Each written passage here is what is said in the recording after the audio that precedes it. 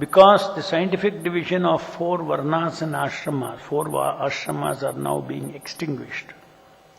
The entire world is being governed by unwanted men who have no training in religion, politics, and social order. It is in a very deplorable condition. In the institution of 4 varnas and 4 ashramas, there are regular training principles for different classes of men. Just as in the modern age there is a necessity for engineers, medical practitioners and electricians, and they are properly trained in different scientific institutions. Similarly, in the former times, the higher social orders, namely the intelligent class, the ruling class, mercantile class, were properly trained. Bhagavad Gita describes the duties of the Brahmana, Kshatriya, Vaishya and Shudras. When there is no such training, one simply claims that because he is born in a Brahmana or a Kshatriya family, he is therefore a Brahmana or a Kshatriya, even though he performs the duties of a Shudra. Such undue claims to be a higher caste man make the system of scientific social orders into a caste system, completely degrading the original system. Thus, society is now in chaos and there is neither peace nor prosperity. It is clearly stated herein that unless there is a vigilance of a strong king, impious, unqualified men will claim a certain status in the society, and that will make the social order perish. So, last verse in this chapter. Atapi priche tvam vira yadartam tvam ihagataha tadvayam nirvyalikena pratipadyamahe hridam. In spite of all this, I ask you, O valiant king, the purpose for which you have come here. Whatever it may be, we shall carry it out without reservation. Purport. When a guest comes to a friend's house, it is understood that there is some special purpose. Kardama could understand that such a great king as Swayambhuva Manu, although travelling to inspect the condition of his kingdom, must have had some special purpose to come to his hermitage. Thus he prepared himself to fulfill the king's desire. Formerly it was customary that the sages used to go to the kings, and the kings used to visit the sages in their hermitages. Each was glad to fulfill the other's purpose. This reciprocal relationship is called Bhakti Karya. There is a nice verse describing the relationship of mutual beneficial interest between the Brahmana and the Kshatriya. Kshatram Dvijatvam. Kshatram means royal order and Dvijatvam means Brahmanical order. The two were meant for mutual interest. The royal order would give protection to the Brahmanas for the cultivation of spiritual advancement in society. And the Brahmanas would give their valuable instruction to the royal order on how the state and the citizens can gradually be elevated in spiritual perfection. Thus ends the Bhaktivedanta purports of this 3rd canto, 21st chapter of Srimad Bhagavatam, entitled Conversation between Manu and Kardama. In spite of all this, I ask you, O valiant king, the purpose for which you have come here, whatever it may be, we shall carry it out without reservation. So Kardama Muni is as appropriate. He is praising the role of Swayambhuva Manu as a king of mankind, saying that if you give up the interest in this world, then unrighteousness would flourish, and men who hanker only money would plunder everything. such miscreants would attack and the world would perish.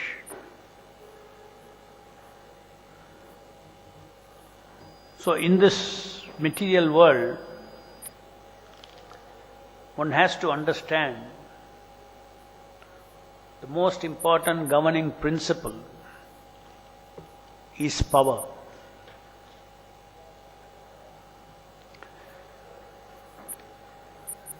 Every living entity is after power.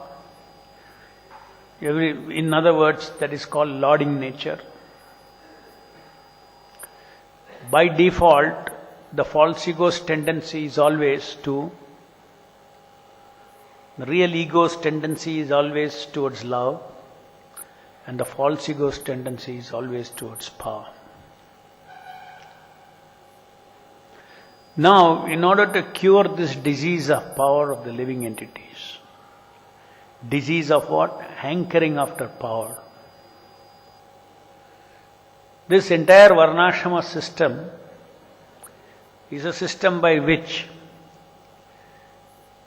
every member of the community of Varnashrama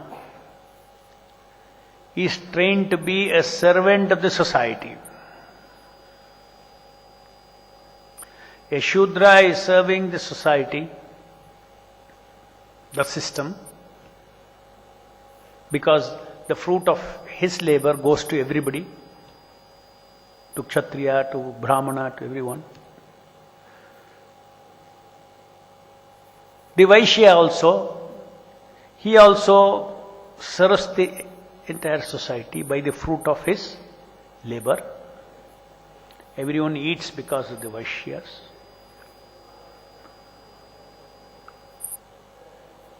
The Kshatriya, everyone benefits from Kshatriya service because Kshatriya service is to see that this division of power is not disturbed.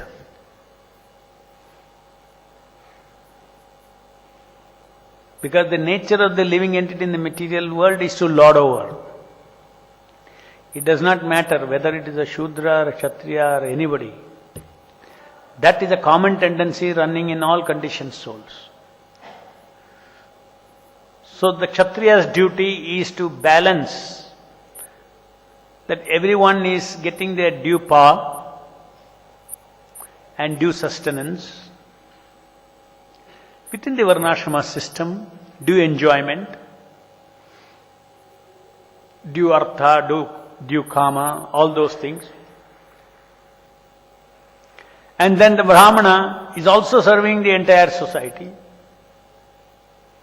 In which way? The Brahmana is in possession of knowledge about the material world, knowledge about how the material world works. He is in knowledge about the purpose of the living entity who is entrapped in this material body. He is in knowledge about what is the purpose of the social system of Varnashrama. He has got the total picture, he has got the knowledge about all the interdynamics. It's very detailed knowledge. Different astras, different shastras, everything. All this knowledge he has got, the Brahmana, material and transcendental knowledge also, knowledge of Brahman. That doesn't come free, it comes out of labor. Labor is what? He may be sitting in his puja room, or he may be sitting and meditating or reading the shastras and all those things. He may not be laboring outside with his physical body, but he is laboring with his brain. There is nobody sits idle in the entire Varnashrama system. So the Brahmana is absorbed in this subject matter, so he becomes very proficient to guide the Kshatriyas and all the other classes of, Kshatriya, Vaishyas and primarily the Kshatriyas are guided by the Brahmanas, and that knowledge is taken down by the Kshatriyas. They are the administrators, they are the implementers. They have got the power and the authority to implement the Kshatriyas. That is why Kshatriyas are embodiment of power. So they are the kings, they rule the entire, kingdom, entire society. So the key factor you can see in all these things is that the Brahmana is also a servant, Kshatriya is also a servant, Vaishya is also a servant, Shudra is also a servant. Constitutionally you are put there as a servant.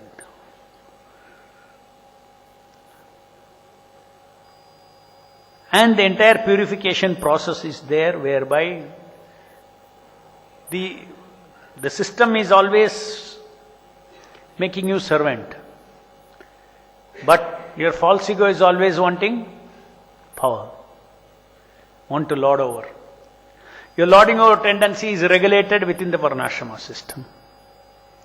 So it's a beautiful design of the Lord, wherein the living entities can purify himself if he wants to, otherwise you can again go within the cycle of birth and death again and again. But if required, he can get liberated, moksha. From this artha and kama, he can get moksha and go to the parodharma, which is go back to Godhead. So that is why this is the divine system of social organization within the material world. And there is ample knowledge available of what is Kshatriya's duty, what is Brahmana's duty. It is not just simply general definition and everything is left vague. No. In the human society, each person's duties are very elaborately described. As Prabhupada is saying, even in Bhagavad Gita, Krishna says, what are the duties of the Brahmana, Kshatriya, Vaishya, Shudra? It is so key. This Varnashrama system is so important, so key, so transcendental, so divine, so absolute. The social system of Varnashrama is so absolute because it is, like yesterday we read, Bhagavat Rachitaha. It is created by the Lord. It is so absolute that it finds a place even in Bhagavad Gita. It may look like, what is this about, Brahmana, Kshatriya, Vaishya, Shudra, especially if you see, Arjuna was being spoken to by Krishna. He was preaching to him. You are not doing your duty as a Kshatriya. Now you are trying to do, somebody else. You are taking an attitude of somebody else. These are all false compassions. This is not your duty. Your duty as a Kshatriya is when a war is required for dharma, you should fight. That is your duty. And we know that Bhagavad Gita begins like that.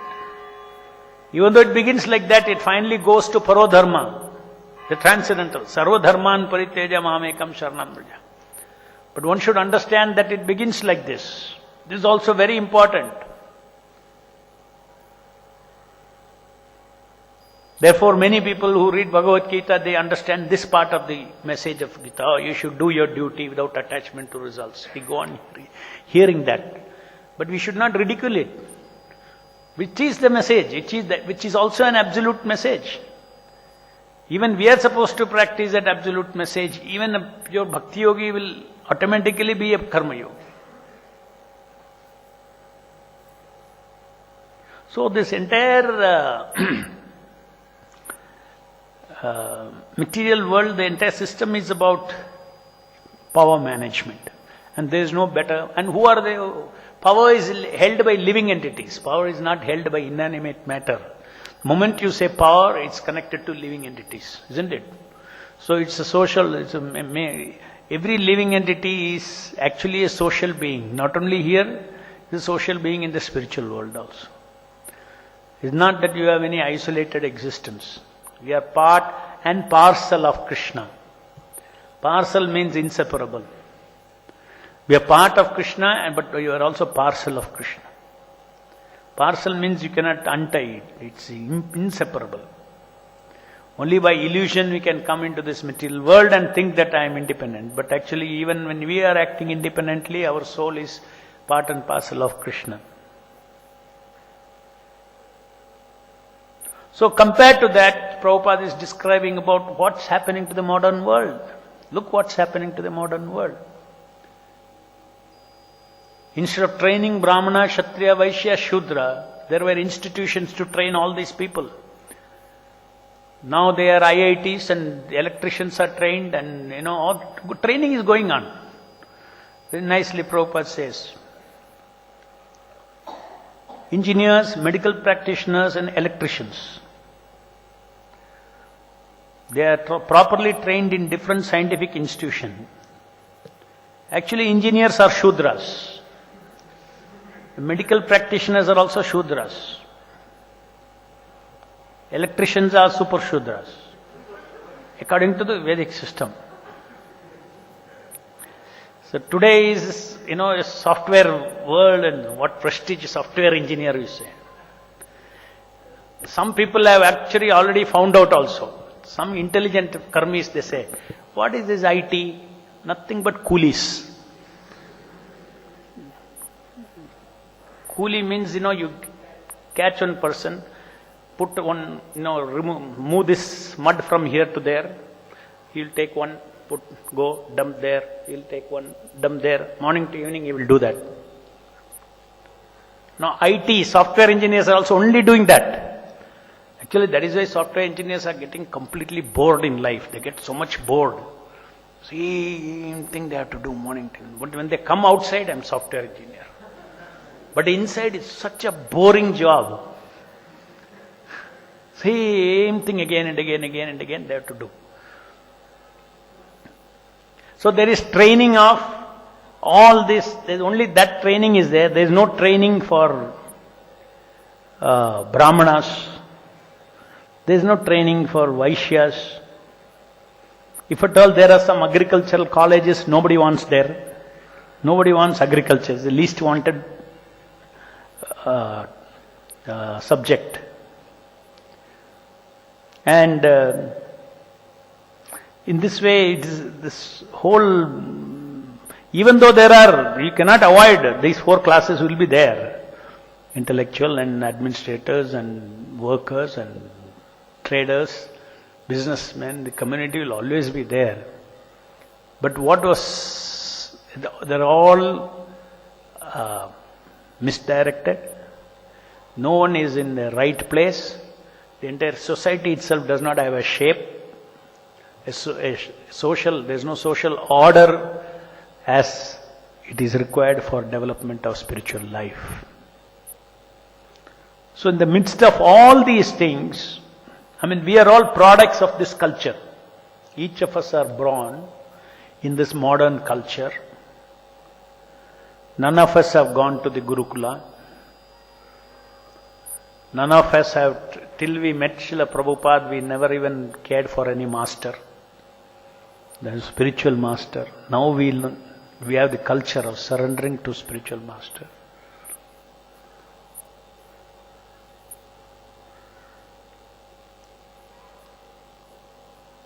And without the proper training, designed training for a young mind, he comes out as an accidental product.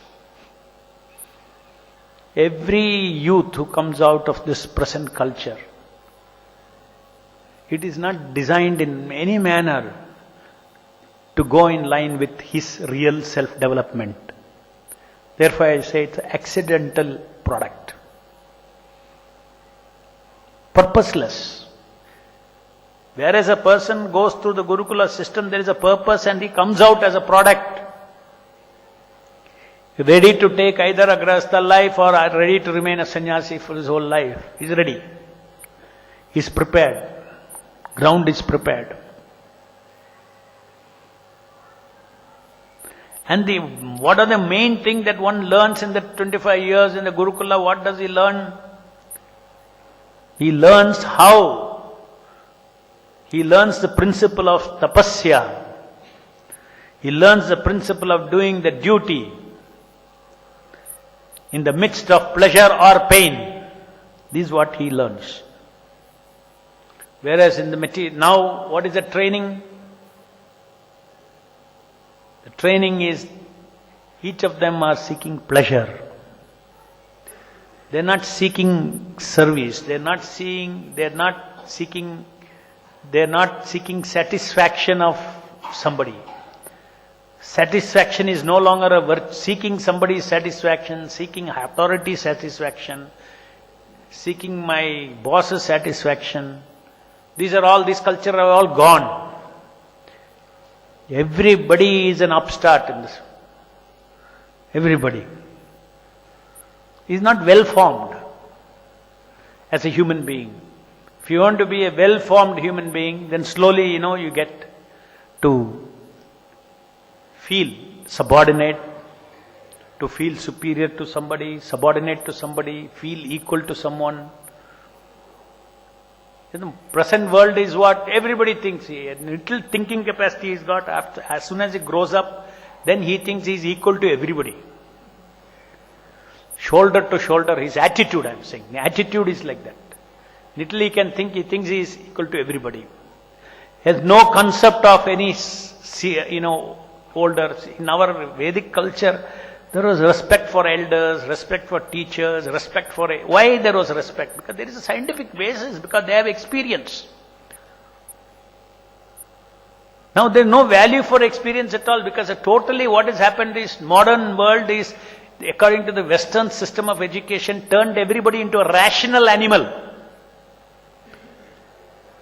Just simply glorify logical intelligence, glorify rationality. There are so many other aspects of an individual. Emotional aspect is there. Intelligence is just like your capacity to think intelligently you have, but where you will apply it, everything is being applied only in a rational sense today. There is no emotional intelligence. The intelligence is not applied on emotions. All are underdeveloped human beings in this yuga. All are underdeveloped, unformed. When a brahmachari comes out of the Gurukula, he is well formed. He knows in his perception what is the value of elders, what is the value of experience. Culturally it is inculcated. How you should, teach others. It's a parampara, it goes on. And the culture itself is a parampara. Even within a family, younger brother, older sister, there's a hierarchy of respect. Sometimes in our country, it's still something is there. But if you go to the West, if you tell all these things, they will laugh. Why I should respect? Oh, your elder brother. What is his elder brother? Here at least you have meaning. You don't even call him by name. You'll call Anna or this thing or something. You don't call elder brother by name also. There is meaning in all these things. See, these are all traces of our Varnashrama system. But nothing exists. Now it's all getting completely wiped out due to the civilization of sense gratification. And why this has all happened? Because the key person who infuses the purpose of existence is the Brahmana. And where is the training for Brahmana? That is why this Krishna consciousness movement is so important. Prabhupada said, I am training Brahmanas.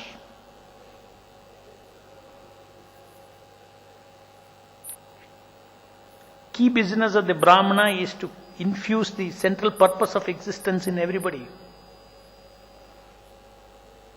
Even Nityam Bhagavata Sevaya, or Nityam Mahabharata Sevaya, Nityam Ramayana Seva that goes on in our Varnashrama system.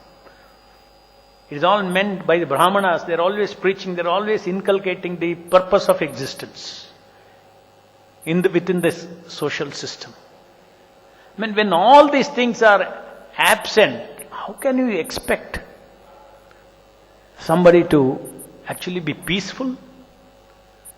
If people are not peaceful, how can there be a peaceful society? Not possible.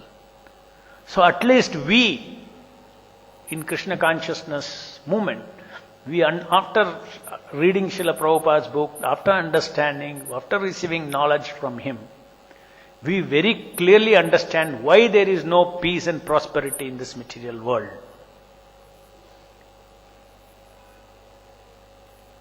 Why it is like that?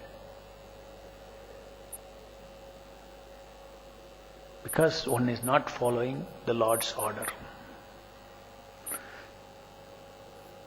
So what are we supposed to do? The entire world is in chaos. What is it that we can do? Two things. One is, we create a society of Brahmanas. That means of transcendental knowledge, knowledge of Varnashrama, the purpose of Varnashrama, all these things. And then, it is not easy to inculcate this purpose in people's mind in this midst of this Kali Yuga atmosphere. Therefore, the Yuga Dharma is Sankirtana. By chanting Hare Krishna Mahamantra, by making people chant Hare Krishna Mahamantra, even as a religion, forget about chanting Hare Krishna offenselessly for transcendental realization.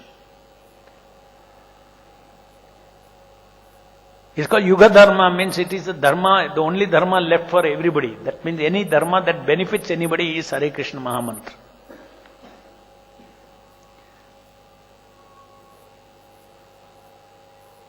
And therefore spreading this Hare Krishna Mahamantra is the only way by which there can be transformation in a human being, there can be a total self-correction. Just like look at our lives.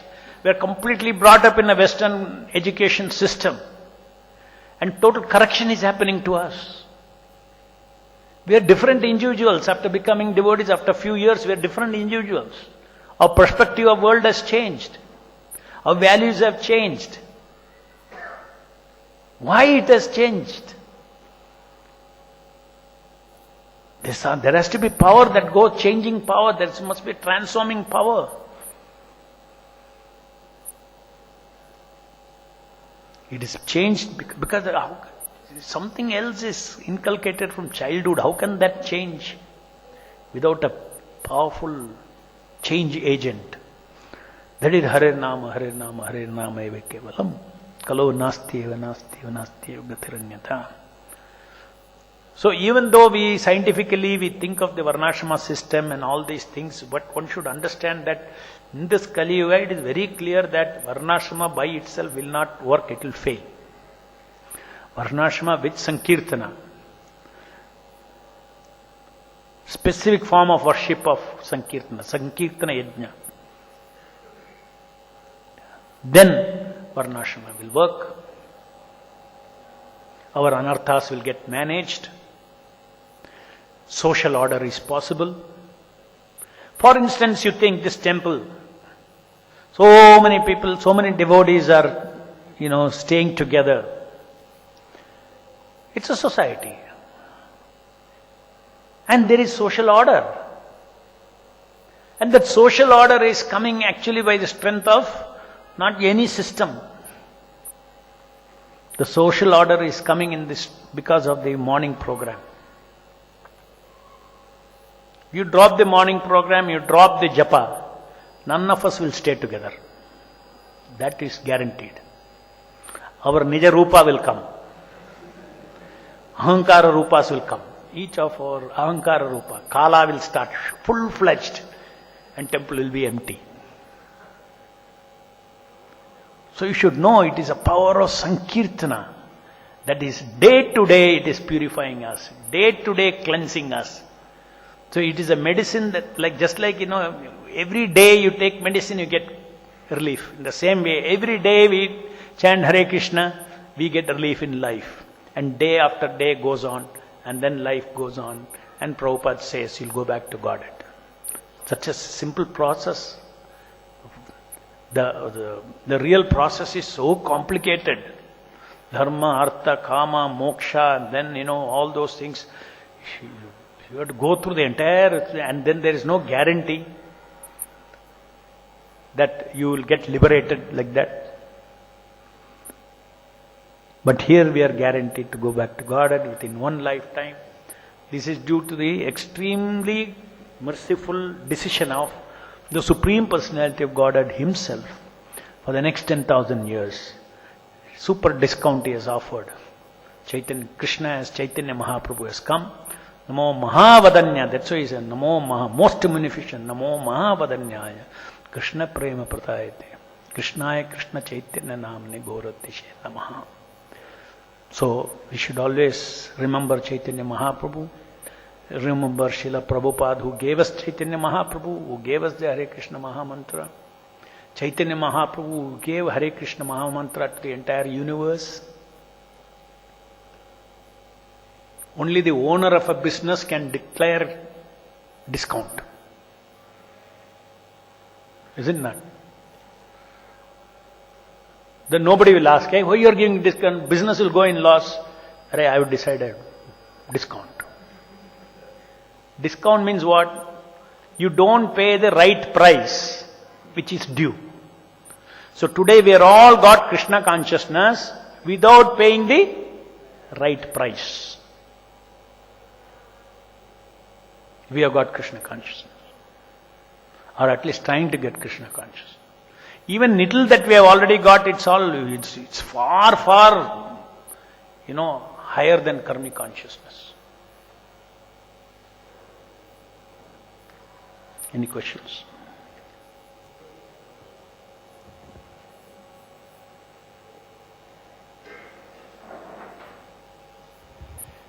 Prabhuji, Hare Krishna. Hare Krishna.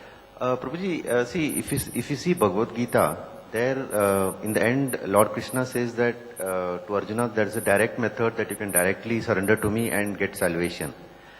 But in the earlier ages, when Varnashama system was actually functioning, say, in a better way, the living entity, he has to go through the Varnashama system, or was there a direct method where he can approach God like how? No, you always go through the Varnashama system. Even Arjuna also went through the Varnashama system. Finally, Arjuna fought or not? Yes. Even though, he fought the war in a different attitude. Sarvadharman parityaja mamekam. Let me surrender, let me listen to what Krishna says. Correct? Right. So, surrendering to Krishna does not exclude one from being out of the Varnashama system. That is exactly why we are talking about our Daivya Varnashama system. It's not a Varnashama, it's not a plain social order. Some social scientist can take these social orders and make it, so nice and this and that and all those things. It's a beautiful social order, all these things. He will cut off the yajna part, he'll cut off the satisfying Vishnu part in Dharma, in the Varnashama system, and he can scientifically establish this four social orders and its excellent system, the excellent social system, but it'll fail. So, within Varnashama system also, as I explained, the purpose of Varnashama system is to awaken everybody to their divine status as servants of God. For that, the attitude of being servant of the society is first, not master. Obedience, surrender to the system. Then he is elevated to his divine status as being an eternal servant of Krishna, as surrendering to Krishna. So one is not exclusive of the other. Okay, Prabhuji, but if you look at the objective of Varnashama system, it was Dharma, Artha, Kama and Moksha. I mean, there was no objective as how Chaitanya Mahaprabhu has told. So, how did it work? I mean, how did the person actually reach to the, because for us, as you rightly said, we got it at a very cheap price. I mean, something which we have. Yeah. No, see, the moksha has wide meanings. Moksha, the highest among moksha, because when you have prema for God, you are already liberated. You cannot be not liberated and have prema. So moksha includes in prema. So in fact, Chaitanya Mahaprabhu said that there are 4 Purusharthas. 5th Purushartha is Krishna Prema. There are actually 5 Purusharthas. So the main, at least you come to this level, then you'll get the 5th Purushartha. That means, what is the purpose of life? Dharma, Artha, Kama, Moksha, Prema, Krishna Prema.